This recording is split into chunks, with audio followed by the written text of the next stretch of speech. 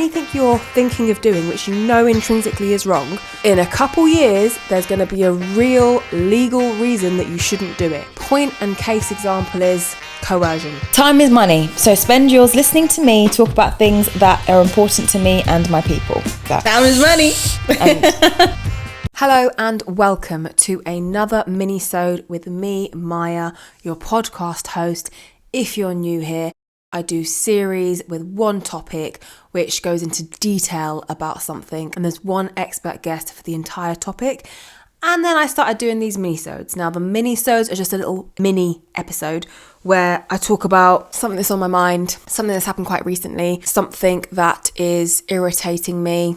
Those are the usual themes. And if you're new, I would recommend you start all the way at the top with the series. And series are coming back. But the thing is, series take a lot of energy, time, and mental gymnastics and organisation with the guest. And I realised I was leaving it too long in between series because of how difficult it is. So that's why I started doing these minisodes, because I was like, there's no way I want the fans to have to wait that long. It's not okay. And I'm still on the journey. It is an uphill one most of the way. I'm not going to play with you. I'm not going to pretend. It's not easy. But that's for the new people. People who've been here and who are here every week. I see you. I appreciate you. I would love it if you could share a bit more, talk about me a bit more, tell your friends, tell your mum, maybe even give me some money in the buy me a coffee link. I don't know. But regardless, I'm happy you're here. Right, breaking news in the last week or so, depending on when you listen to this, is Bianca Censori going to the Grammys naked. Let's get into this. Let me start with, I am for women. If a woman wants, being the operative word, wants to be naked, half naked, fully clothed, covered up, whatever, I'm behind it.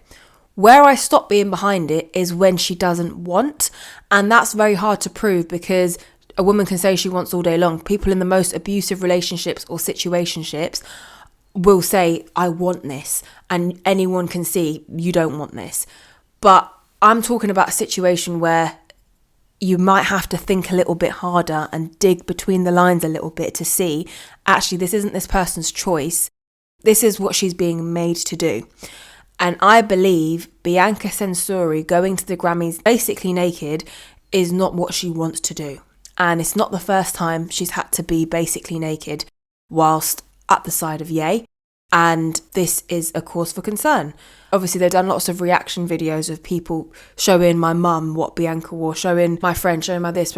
And I haven't seen any woman react with laughing or joy or even like nervous, like, I've just seen straight, sadness. No, that's not okay. No, not even shock. It's just sadness. And I think it's because as women, we can see in another woman when she's doing something because she feels like she has to versus because she wants to. And I think this is one of those things. And it's quite timely because recently in the UK, a new bill was passed effective as of Monday, the 3rd of February, 2025. People can be charged for coercive behaviour the same way they would be for a domestic abuse charge. And I'm over the moon about this because I've spoken about this through loads of my episodes on my podcast and also particularly in series 1 and series 6 because those topics were about sex and contraception and stuff like that. And I know that for me growing up and all of my friends, there is not one of us who has not been coerced to some degree in some kind of situationship relationship that we had with a guy. I can't speak for homosexual relationships with women and women or men and men, but from in heterosexual relationships, I feel sadly it is sort of just a norm, coercion at some point. We didn't know it was coercion. We just thought that was just how boys are and this is how girls are. Boys are going to ask you more than once and girls, it's your job to say no. That's just what we honestly thought. So I'm really happy that coercion and coercive behaviour is now being seen and just given the language even that we never had. That's a win for me. However, before doing this episode, I put it out on my socials and I was like, how's everyone feeling about this? The bill being passed. And the thing that came back consistently from everyone that engaged in that post was how are they going to prove this when they can't even prove rape? Like, rape is so hard to prove for women, and women are constantly told, oh, she's lying anyway, or she's just doing it for this, and yeah, it's not always the case, etc. But rape is obviously like a few rungs deeper, heavier, scarier than coercive behaviour. Coercive behaviour is very bad, but I feel like that's the starting point, and rape is like when we've got past that. If the big one can't even be proved, and it's so hard and it goes so unreported, and so many women live with this reality and just can't do anything about it, don't feel like they can do anything about it, how are we going to prove and how are we going to effectively punish coercion? And I don't have the answer for that, and I don't know how it's going to be proven, and I don't know how it's going to be effective. But what I do know is it's a step up that we even know what coercion is and these conversations are even happening. I'm happy about that. Bringing it back to Bianca, no one can tell me that that is something that she wants to be doing, and this is her own idea. This is definitely an idea of another person. I don't want to say it is totally of Kanye or Ye, but it's not her own doing and her own thoughts.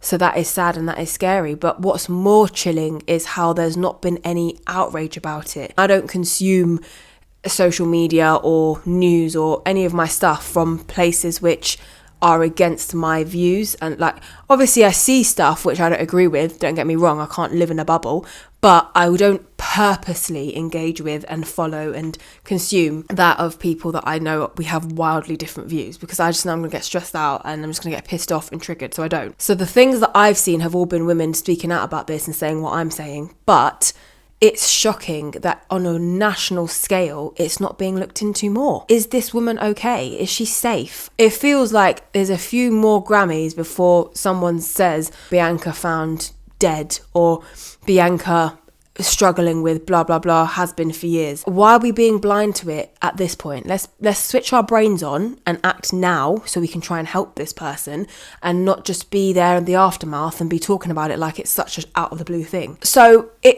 I wanted to talk about it as well because I said a couple episodes ago, I want to say Minisode 14, maybe 15, the Minisode which is sex tapes used to end careers, now they launch them. And in that episode, I speak about a interview that Talisa did. And she was talking about how she was so badly shamed for a sex tape that was released of her. And Lily Allen speaks about how she was so badly shamed for any kind of picture or sexual thing that she might have done and whatever. And then comparing it a few generations later to Kim Kardashian, and Kim Kardashian's sex tape literally making her famous, being the basis of her fame. And what I was saying on that episode was, that is proof that things that we are allowed to use against women will eventually become illegal. Evidence of that is when it happened to Lily Allen and when it happened to Talisa, nothing was done. They were shamed for it. You're the worst women ever. Here you go. And now moving forward, when it happened to, this is revenge porn I'm talking about, which was Talisa's reality, to get back at her partner or someone in her life released a video of her in a very intimate situation, and nothing was done. No police were there to help her, no laws were in place, nothing.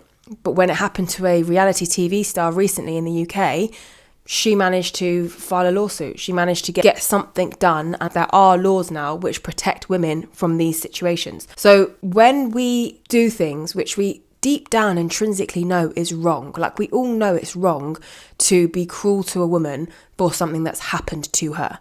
And that plays out in so many different ways. When a woman is sexually abused, it's rare, maybe a bit different now, but on the whole, traditionally, it's been rare for her to be the main person who is protected and given kind affirmation. It's normally, why have you done this? What did you do? Did you tempt? Did you this? Why were you wearing that? Why were you there? Why were you here?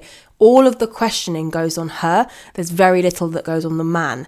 And we all intrinsically know that's wrong, but we have done it because that's been how we've conditioned to behave, and that is society, and that's what happens.